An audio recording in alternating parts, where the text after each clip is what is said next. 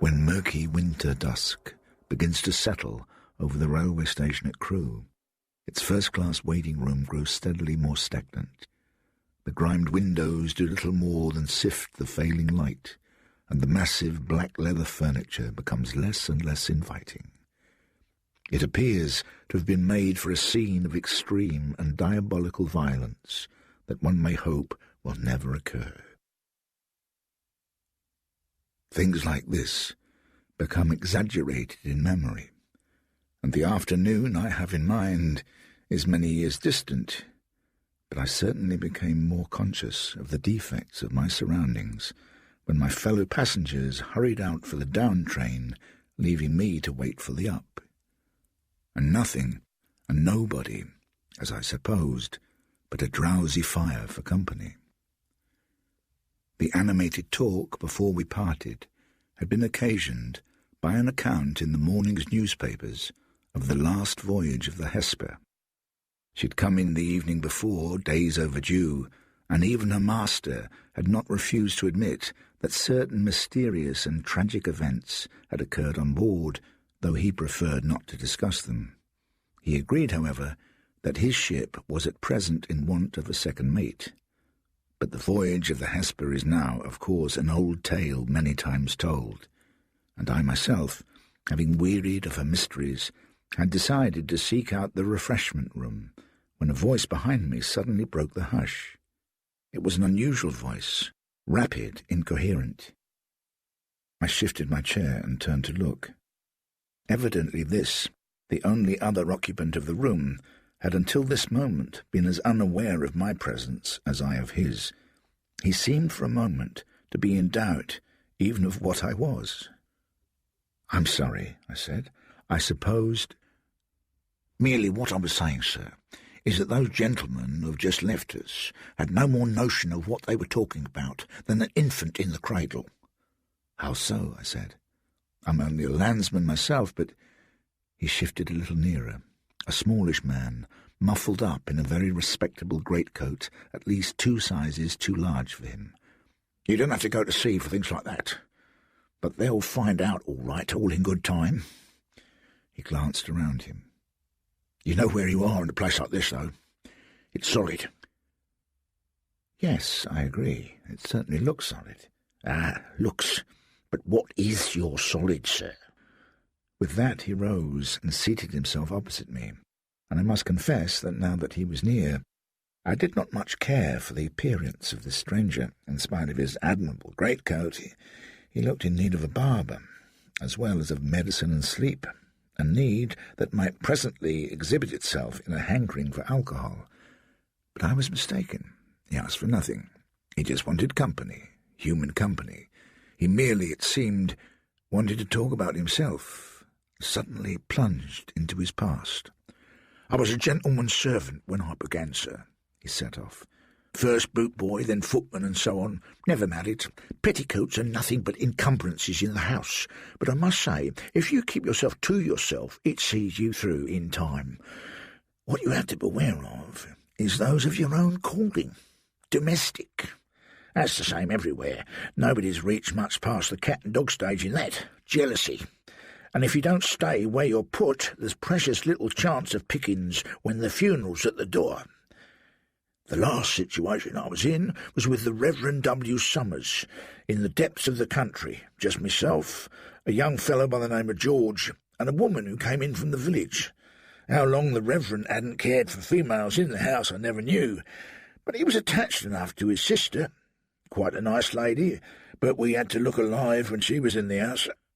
Oh, yes, but that, thank God, was seldom. She never took to the vicarage. I can hear her now, Blake this and Blake that. Too dark, too vaulty, too shut in.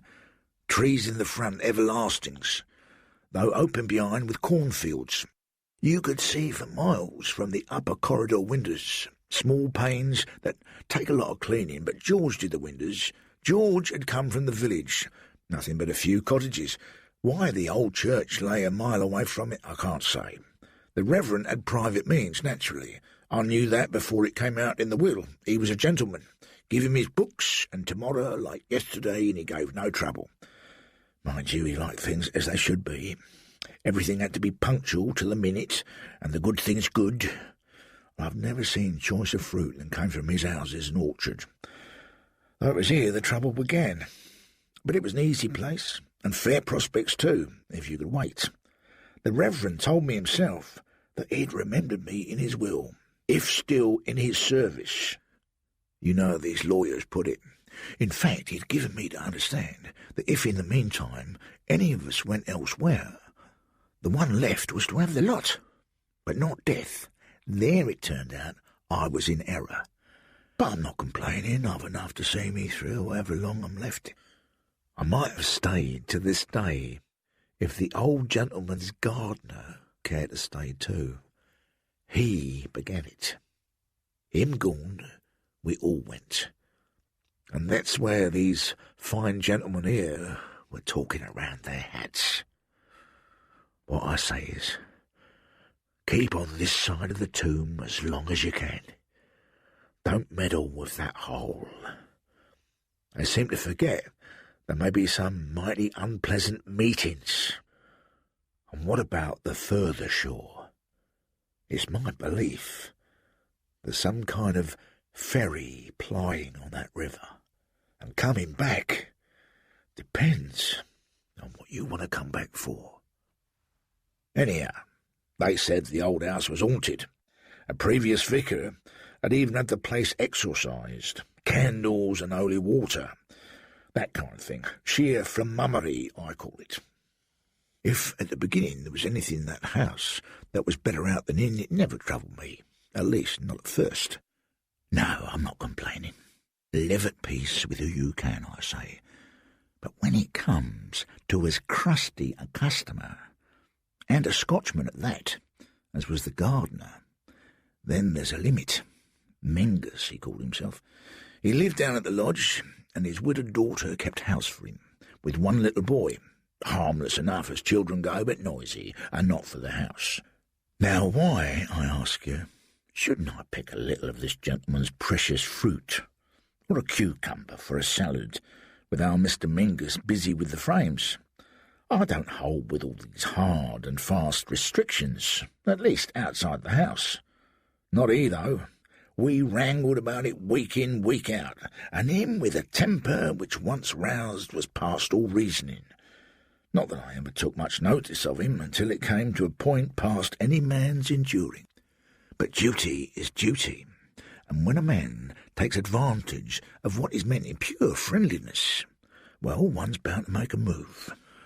What I mean to say is, I used occasionally, pantry window wide open and all that, I used occasionally to offer our friend a drink. But it came to become a kind of habit, and to be expected, which is always a bad condition of things. Well, there came along, 5 years ago, you may remember, an extraordinary hot summer, and an early harvest necessarily, and gardening is thirsty work, I will say that for it, which, being so, better surely virgin water or a drop of cider than ardent spirits. It stands to reason. Besides, we had had words again. Let him get his own drinks was my feeling, and you can hardly call me to blame if he did. There was the pantry window hanging wide open, and there was the ruin of him within arm's reach from outside. I'd watch him there, though he couldn't see me, being behind the door. And practices like that, sir, as you will agree with me, can't go on. It had gone too far. And then I came down one morning to find one of my best decanters smashed to smithereens on the floor, Irish glass and all. Cats and sherry, you ever heard of it? And out of revenge, he filled the pantry with wasps by bringing in overripe plums. And so things went from bad to worse. A widower, too, with a married daughter dependent on him. No, sir, I had to call a halt to it. A friendly word in his ear, you may be thinking, might have sufficed. Believe me, not for him. Then I thought of George, not compromising myself in any way, of course, in so doing. I said to him one day, George, a word in time saves 9, but it would be better coming from you than me. You take me? Hold your peace till our friend's sober, then hand it to him. A word of warning, I mean. Say we're muffling things up as well as we can from the old gentleman, but that if he should hear of it, there'd be fat in the fire, and no mistake. You'd take it easier from you, George, the responsibility being mine. Lord, how I remember George. He had a way of looking at you as if he couldn't say bo to a goose. Bolting blue eyes, as simple as an infant's. But he wasn't stupid, oh no. And now I reflect, I think he knew our little plan wouldn't work. But there, whatever he might be thinking, he was so awkward with his tongue that he could never find anything to say until it was too late, so I left it at that. What he actually did say I never knew. But the very next afternoon, our friend came along to the pantry window and stood there looking in, swaying he was, but not with drink, just fury. "Where's that George of yours?" he said. "Fetch him out. I'll teach him to play the Holy Moses to my daughter. Fetch him out, and we'll finish it here and now." "I don't want to meddle in anybody's quarrels," I said pleasantly. "So long as George does his work as will satisfy my eye, I am not responsible for his actions in his off time." How was I to know, may I ask, if it was not our Mr. Menzies who had smashed one of my best decanters? "George is a quiet, unbeseeming young fellow," I said, "and if he thinks it's his duty to report any misgoings-on, either to me or to the Reverend, it doesn't concern anyone else." That seemed to sober my fine gentleman.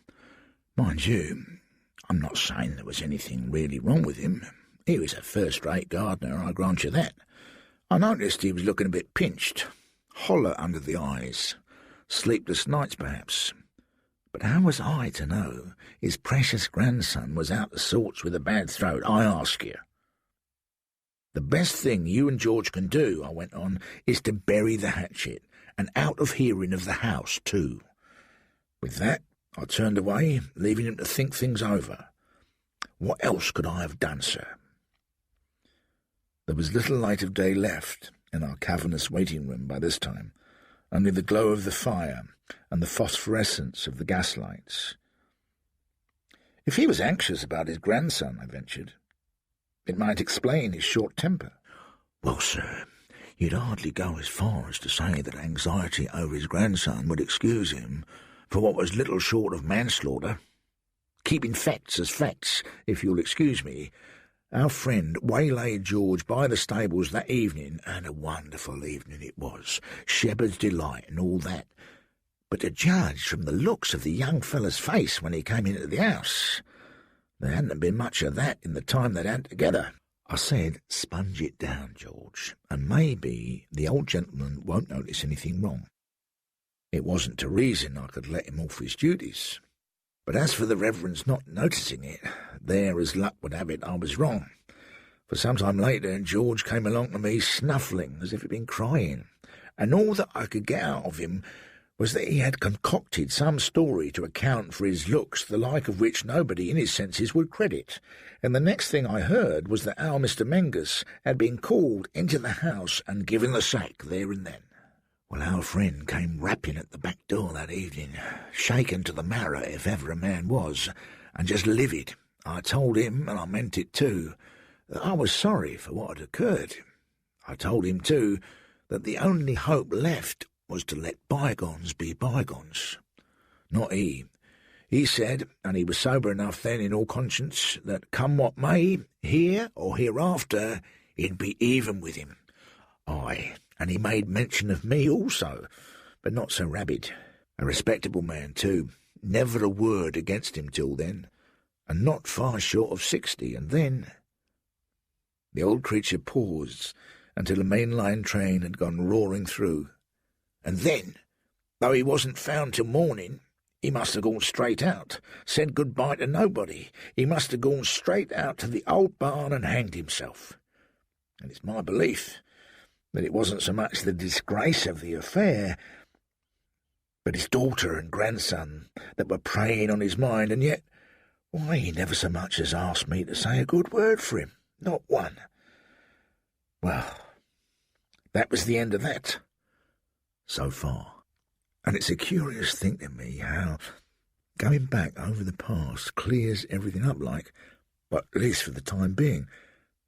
But it's what we were saying just now about what's solid that sets me thinking.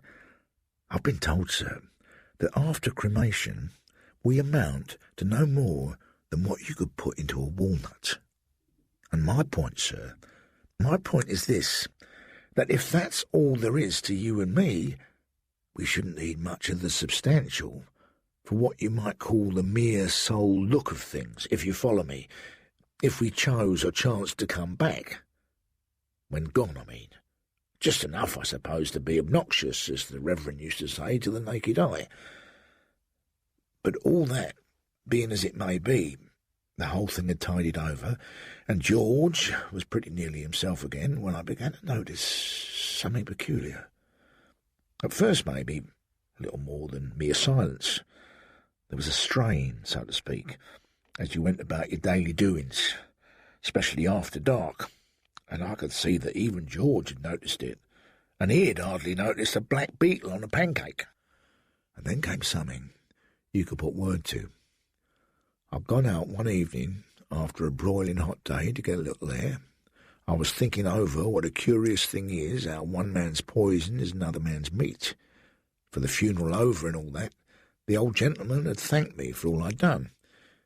You see, what had gone before had been a hard break in his trust of a man, and he'd looked up from his bed at me almost with tears in his eyes. He said he wouldn't forget it. He used the word substantial, sir, and I ought by rights to have mentioned that he was taken ill the night of the inquest, a sort of stroke, the doctor said, though he came round, I must say, remarkably well considering his age. Well, I've been thinking all this over as I walked back to the house along the field path, when I looked up, as if at a call, and saw, what I take my oath, I'll never remember to have seen there before, a scarecrow.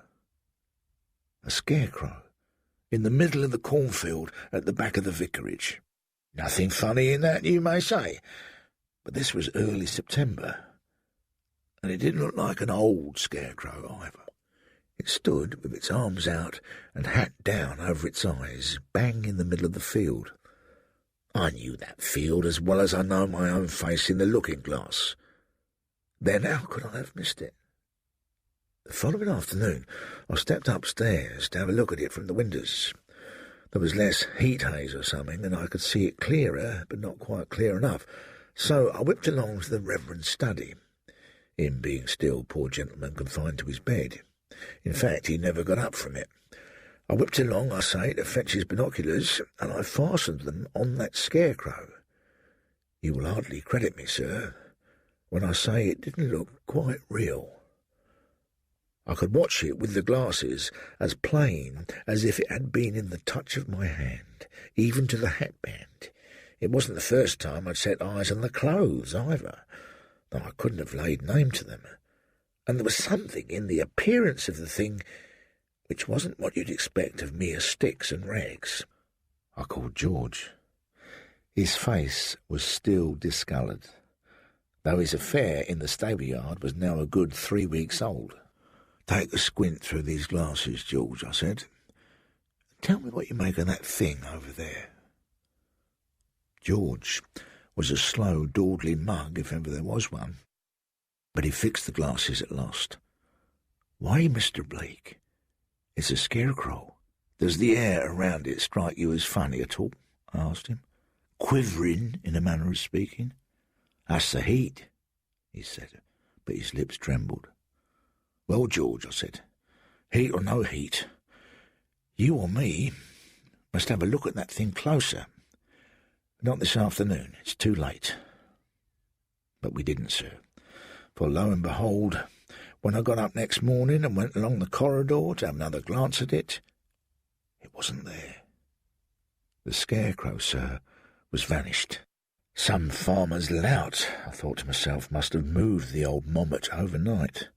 But that being so, what was it ever put up for? Harvest done and all that. I didn't go out that day, but all day long, and I'll vouch for it, the whole 20 acres of that field lay empty.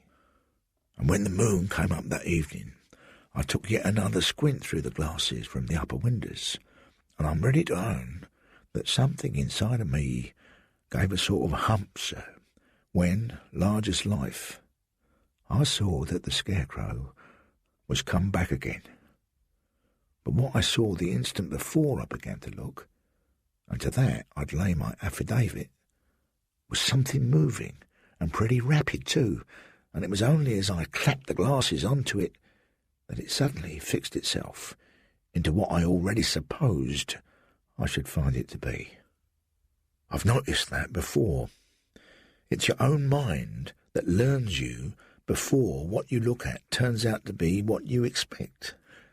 Else why should we be alarmed by this here solid sometimes? It all looks so, but is it? Well, sir, I must say that from that moment on, I didn't like the look of things. And never have I shared a meal so mum as when George and me had supper that evening. From being a hearty eater, his appetite was fallen almost to a cipher. It was while we sat there, alone in the servants' hall, that we heard some words said. Not what you could understand, but still words. I couldn't tell from where, except that it wasn't from the Reverend. George stopped munching, his face little short of green. But except for a cockling up inside of me, I didn't make any sign I'd heard. Lock-up time came at last, and George took his candle and went up to bed. Not quite as willing as usual, I fancied. As for me, I gave a last look in on the old gentleman. All well there, and him lying as peaceful as if the end had come already. Then, coming back along the corridor, I blew out my candle and stood waiting at the windows. The moon came streaming in, and outside was almost as bright as day. But there was nothing to be seen, nor heard neither. Yet it seemed that not more than one deep breath after I had closed my eyes in sleep that night that I was wide awake again. There was something sounding about the house that wasn't natural, and no mistake. As soon as I heard it, I was on with my tailcoat over my nightshirt in a jiffy.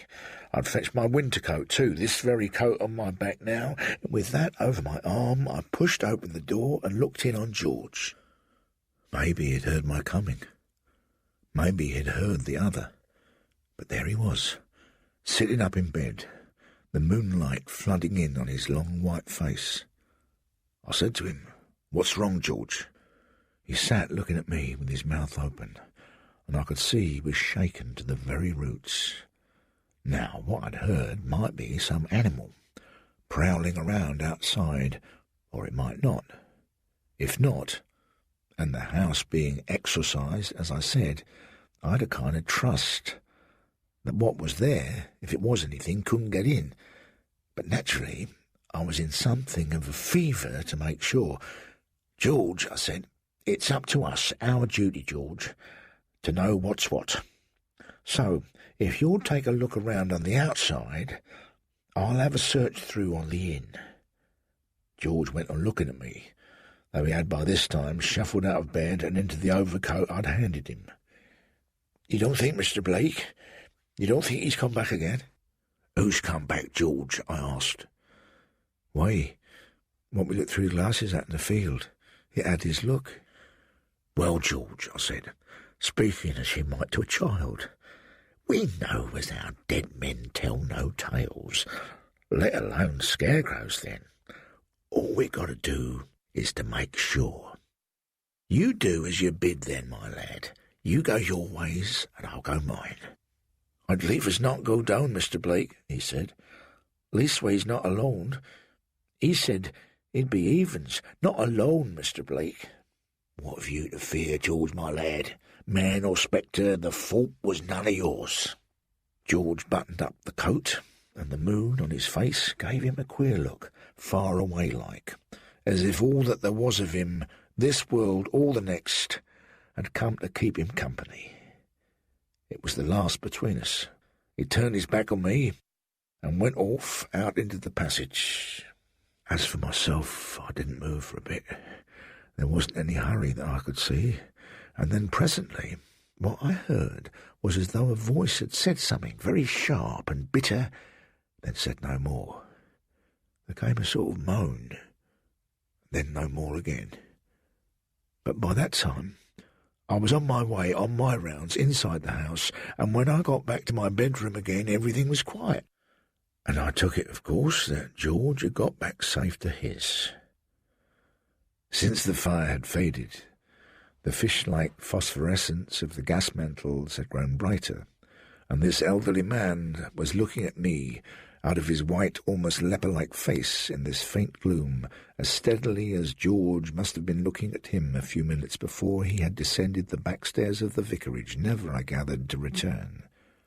"He wasn't found till morning," the old man said.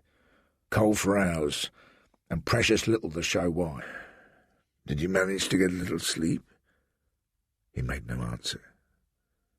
"Your share, I suppose, was quite a substantial one." "Share? In the will?" "Now, sir, didn't I tell you myself that, as it turned out, wasn't so? And I don't know as what I did get has brought me anything much to boast about. I'm a free man, that's true, but for how long?" He peered round and out of the door. "And though in this world you may not have one iota of harm to blame yourself for to yourself, may still be misunderstandings, and them that have been deceived by them may be waiting for you in the next. So when it comes to what the captain of the Hesper—" But at this moment our tete-a-tete was interrupted by a young porter carrying a bucket of coal which he emptied onto the fire. Then he looked round. Me he passed over, but he greeted my fellow derelict as if he were an old acquaintance. "Good evening, sir," he said in that slightly indulgent voice which suggests past favours rather easily earned. "I didn't see you when I came in and was beginning to wonder where you'd got to." His patron smirked back at him, as if any such trifling human attention was a peculiar solace. This time the porter caught my eye, and his own was full of meaning. It was as if there was some ironical understanding between us which this third party was unlikely to share. I ignored it, rose to my feet. A train had come hooting into the station. It wasn't mine, but I preferred my own company just then. When I reached the door, I glanced back at Mr. Blake, sitting there in his great coat. With a mournful look, he seemed to be deploring the withdrawal of my tepid companionship. But in that dreadful, gaseous luminosity there was nothing, so far as I could see, that any mortal man could by any possibility be afraid of, alive or dead. So I left him to the porter, and, as yet, we have not met again. Did the backstairs of the vicarage, never, I gathered, to return. "He wasn't found till morning," the old man said. "Cold for hours, and precious little to show why. Did you manage to get a little sleep?" He made no answer. "Your share, I suppose, was quite a substantial one." "Share? In the will?" "Now, sir, didn't I tell you myself that, as it turned out, wasn't so? And I don't know as what I did get has brought me anything much to boast about. I'm a free man, that's true, but for how long?" He peered round and out of the door. "And though in this world you may not have one iota of harm to blame yourself for to yourself, may still be misunderstandings, and them that have been deceived by them may be waiting for you in the next.